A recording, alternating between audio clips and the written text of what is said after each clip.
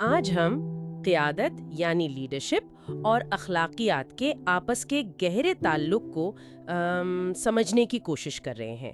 جو مواد ہمارے سامنے ہے وہ بتاتا ہے کہ یہ صرف لوگوں کو چلانے یا حکم دینے کی بات نہیں ہے، بلکہ اس میں ایک بہت گہری اخلاقی ذمہ داری شامل ہے۔ جی ہاں، بالکل۔ اور یہ مواد یعنی جو ذرائع ہم دیکھ رہے ہیں وہ کافی واضح طور پر یہ دکھاتے ہیں کہ کسی بھی ادارے یا گروہ کی کامیابی اور اس سے بھی بڑھ کر لوگوں کا اس پر بھروسہ، یہ براہ راست لیڈر کے اخلاقی معیار سے جڑا ہے۔ بلکہ کچھ مثالیں تو ایسی بھی ہیں جہاں آپ دیکھیں چھوٹی سی اخلاقی لغزش نے بڑے اداروں کی ساکھ کو کتنا نقصان پہنچایا۔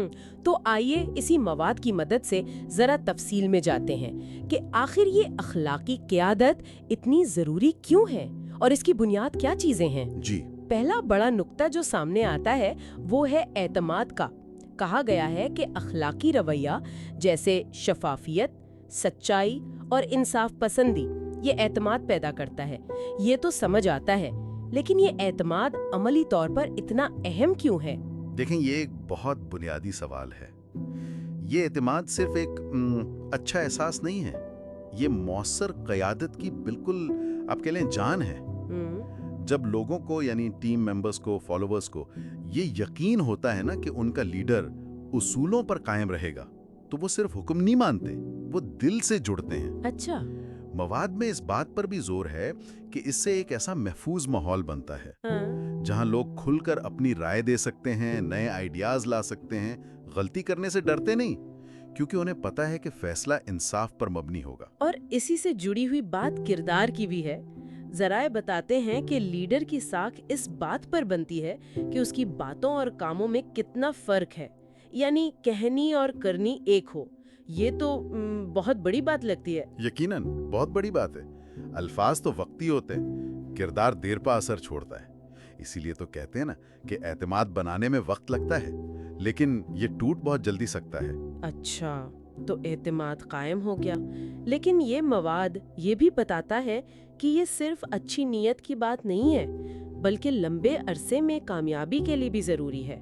کچھ ذرائع تو یہاں تک کہتے ہیں کہ غیر اخلاقی فیصلے جیسے کوئی گھپلا یا دھوکہ دہی شاید وقتی طور پر فائدہ دے دیں، مگر آخر میں ادارے کو لے ڈوبتے ہیں۔ اس پر کچھ روشنی ڈالیں۔ جی، یہ نقطہ واقعی بہت اہم ہے۔ دیکھیں، اخلاقی لیڈر جو ہوتے ہیں نا، وہ صرف فوری مالی منافع پر نظر نہیں رکھتے۔ وہ فیصلے کرتے وقت یہ دیکھتے ہیں کہ اس کا معاشرے پر کیا اثر پڑے گا، ماحول پر کیا اثر ہوگا، ملازمین پر کیا اثر ہوگا۔ اسی کو آج کل پائیدار ترقی یا سسٹینیبلٹی کہا جاتا ہے، یعنی ایسی ترقی جو لمبے عرصے تک قائم رہے اور سب کے لیے فائدہ مند ہو۔ ذرائع اس بات پر زور دیتے ہیں کہ اس سوچ سے نہ صرف کمپنی کی ساخت بہتر ہوتی ہے، بلکہ ادارے کے اندر بھی ایک مثبت، عزت اور احترام والا کلچر بنتا ہے، جہاں لوگ کام کرنا پسند کرتے ہیں۔ یہ بات دلچسپ ہے کہ صرف منافع نہیں بلکہ وسیع تر اثرات کو دیکھنا۔ لیکن قیادت میں تو مشکل وقت بھی آتے ہیں، اخلاقی الجھنیں پیدا ہوتی ہیں۔ مواد کہتا ہے کہ لیڈر کا اصل امتحان ایسے ہی وقتوں میں ہوتا ہے۔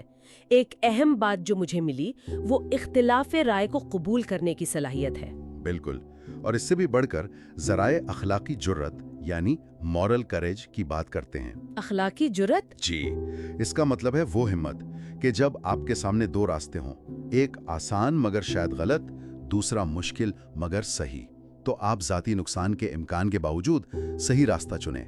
اس میں اپنی غلطی تسلیم کرنے کی ہمت بھی شامل ہے اور اصولوں پر ڈٹ جانا بھی۔ یعنی یہ صرف صحیح اور غلط جاننا نہیں بلکہ مشکل وقت میں صحیح پر قائم رہنا ہے۔ اور اسی سے جڑی بات انصاف اور غیر جانبداری کی ہے، جس کا ذکر مواد میں بار بار ہے۔ یعنی فیصلے میرٹ پر ہوں، ذاتی دوستی یا پسند ناپسند کی بنیاد پر نہیں۔ جی ہاں، بالکل، یہی وہ اصول ہیں جو کسی لیڈر کو قابل اعتماد اور آپ کہیں قابل احترام بناتے ہیں۔ جب لوگ دیکھتے ہیں کہ فیصلے منصفانہ ہیں تو ان کا ادارے پر اور قیادت پر بھروسہ بڑھتا ہے۔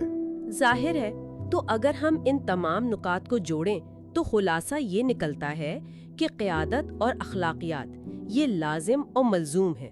اخلاقیات ایک طرح سے لیڈر کے لیے اندرونی کمپاس یا کتب نما کی طرح ہے جس پر سمجھوتا نہیں کیا جا سکتا۔